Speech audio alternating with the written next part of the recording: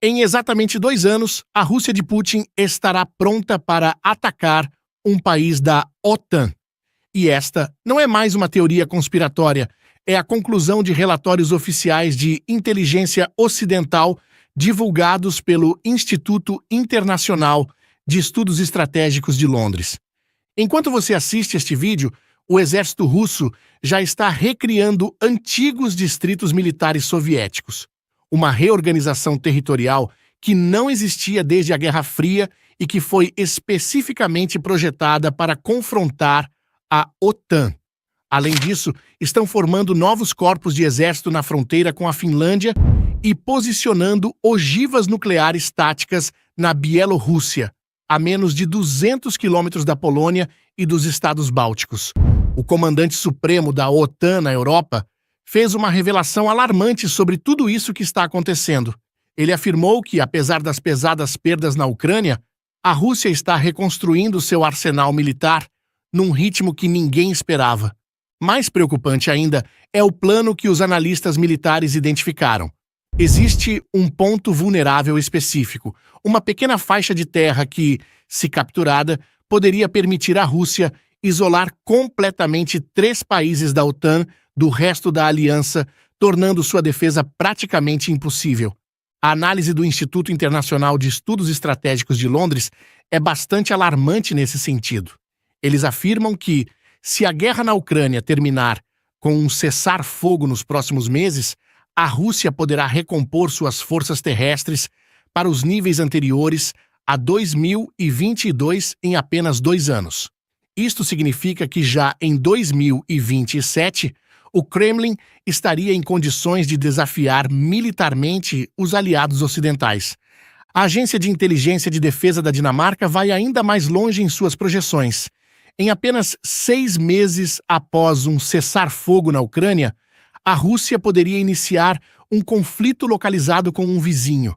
Em 2 anos, estaria pronta para uma guerra regional no Mar Báltico. E em 5 anos, caso os Estados Unidos não intervenham, teria condições de lançar um ataque de grande escala contra toda a Europa.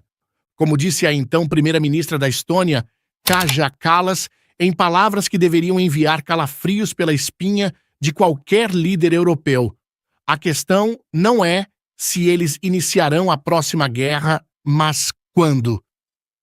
Mas será que ela está certa? Será que temos alguma evidência de que esse plano já está em curso?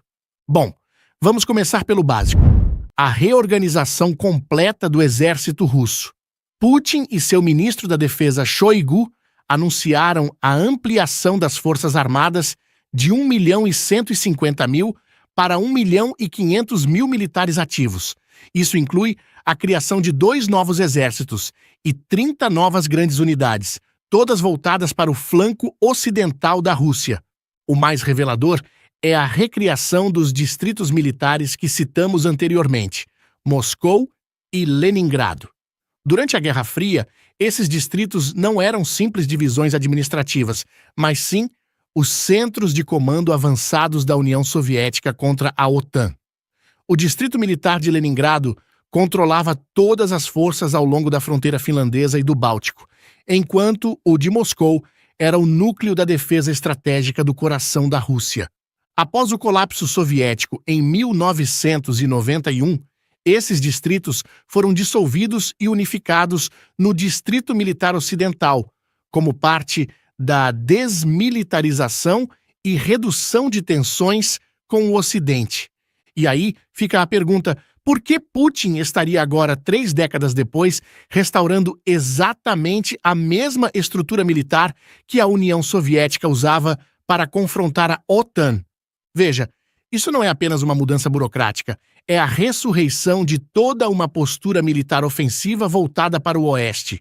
Essa reorganização territorial só faz sentido se o Kremlin estiver planejando recuperar a influência soviética e se preparando para possíveis operações militares contra a Europa Oriental. Veja esse mapa. Essa é a região da Carélia, que fica na fronteira com a Finlândia. Ali, a Rússia formou um novo corpo de exército e está ativando uma brigada de mísseis equipada com sistemas Iskander-M, mísseis táticos capazes de atingir alvos a centenas de quilômetros, potencialmente transportando ogivas nucleares.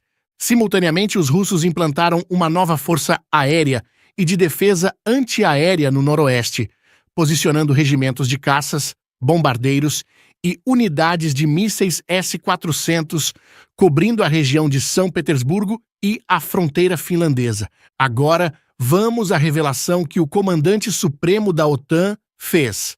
Apesar de perder cerca de 3.000 tanques e 9.000 veículos blindados na Ucrânia, a Rússia está no caminho de substituir todos eles muito mais rápido do que qualquer especialista esperava. E quer saber como isso é possível? Bem, a Rússia colocou sua economia em modo de guerra total. Suas fábricas de armamentos estão operando 24 horas por dia, 7 dias por semana.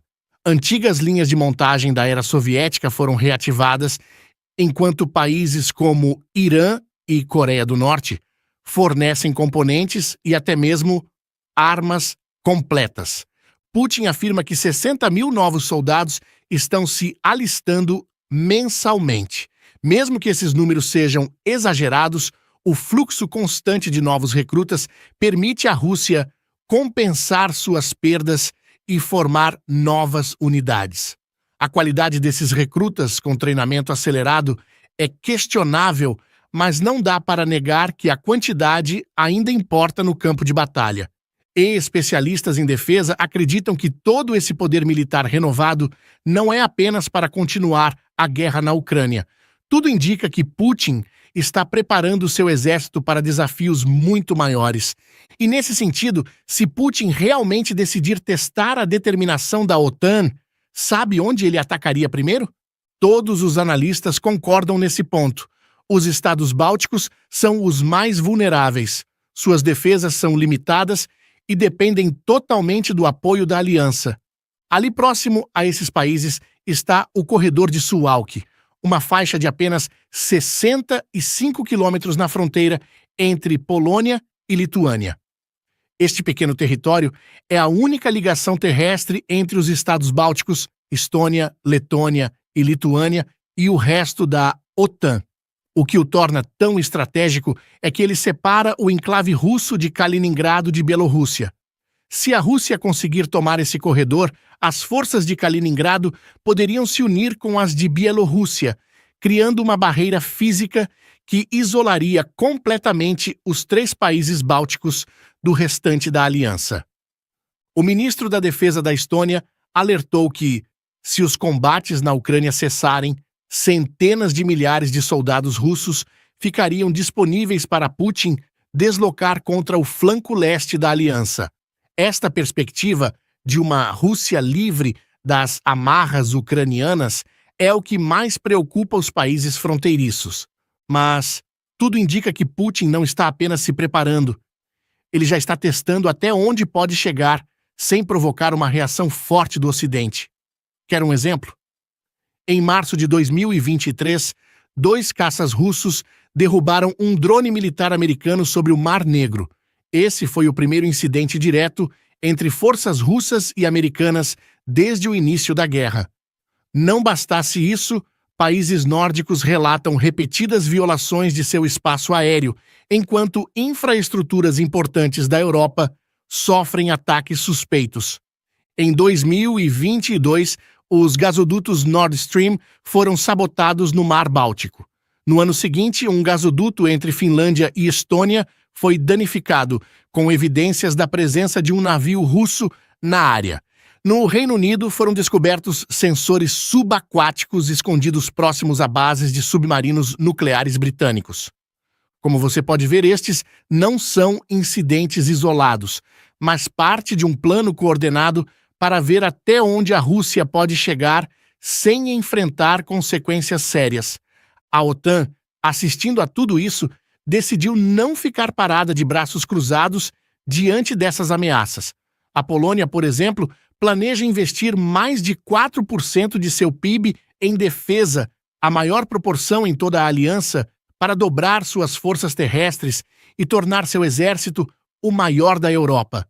O país encomendou centenas de tanques Abrams e Apache dos Estados Unidos, quase 1.000 tanques K-2 da Coreia do Sul, além de sistemas de foguetes HIMARS, baterias antiaéreas Patriot e caças F-35. Os estados bálticos também estão fortificando suas fronteiras. A Lituânia anunciou a implantação de campos de minas terrestres junto a Kaliningrado e Bielorrússia, investindo cerca de 900 milhões de dólares num amplo plano defensivo. A OTAN reforçou sua presença militar no leste, criando novos grupamentos de combate multinacionais em sua fronteira.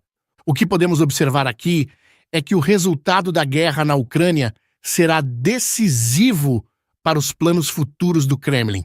Se Putin conseguir um cessar-fogo que lhe permita manter os territórios ocupados, ganhará tempo precioso para reagrupar suas forças. E é precisamente essa a preocupação das lideranças ocidentais, que um cessar-fogo prematuro funcione como um intervalo para o exército russo recuperar o fôlego. O histórico recente reforça esse receio. Em 2014, a Rússia anexou a Crimeia e infiltrou tropas e armamentos no leste da Ucrânia, apoiando separatistas nas regiões de Donetsk e Luhansk. Quando a comunidade internacional pressionou por um cessar-fogo, foram assinados os chamados Acordos de Minsk. Na teoria, esses acordos deveriam encerrar os combates e estabelecer uma solução política para o conflito. Na prática, tornaram-se uma farsa estratégica. Enquanto a Ucrânia era pressionada a cumprir as exigências, a Rússia continuamente violava os termos, enviando armas, voluntários e até unidades militares regulares disfarçadas para o Donbas. Durante os anos de conflito congelado no Donbas, mais de 14 mil pessoas morreram apesar do suposto cessar-fogo. Moscou usou esse período não para buscar a paz, mas para transformar o leste da Ucrânia em uma base militar avançada, treinar forças separatistas e preparar silenciosamente suas forças para a invasão em grande escala em 2022. É exatamente esse o padrão que os líderes europeus temem que se repita. O presidente Zelensky já declarou que não aceitará um cessar-fogo que deixe tropas russas em solo ucraniano, pois isso só daria ao Kremlin a oportunidade de reagrupar, rearmar e atacar novamente, tal como aconteceu após os acordos de Minsk. Como você pode ver, a guerra na Ucrânia não é um conflito isolado. Ele é parte de um plano maior de Putin para restaurar a influência russa na Europa Oriental. Os relatórios de inteligência são claros. Se a guerra na Ucrânia acabar com a Rússia mantendo territórios, Putin já tem os próximos alvos na mira. Não estamos falando de teoria, mas de ações concretas que já estão acontecendo. Ele está recriando as mesmas estruturas militares da época soviética, substituindo tanques e armamentos perdidos em tempo recorde e posicionando tropas e mísseis estrategicamente perto das fronteiras da OTAN. É como ver alguém construindo uma arma peça por peça na sua frente, enquanto promete que não vai usá-la. Todas as peças do quebra-cabeça parecem estar sendo montadas para um único objetivo: preparar a Rússia para uma guerra maior nos próximos 2 anos, com alvos bem definidos na Europa. E você, o que pensa a respeito? Acredita que esse relatório de Londres aponta para uma nova realidade mesmo? Ou seria só um alarmismo? E será que a OTAN estará preparada para enfrentar esse cenário nos próximos anos? Deixe sua opinião nos comentários. Não se esqueça de se inscrever no canal para mais análises geopolíticas como esta. Obrigado por assistir e até o próximo vídeo.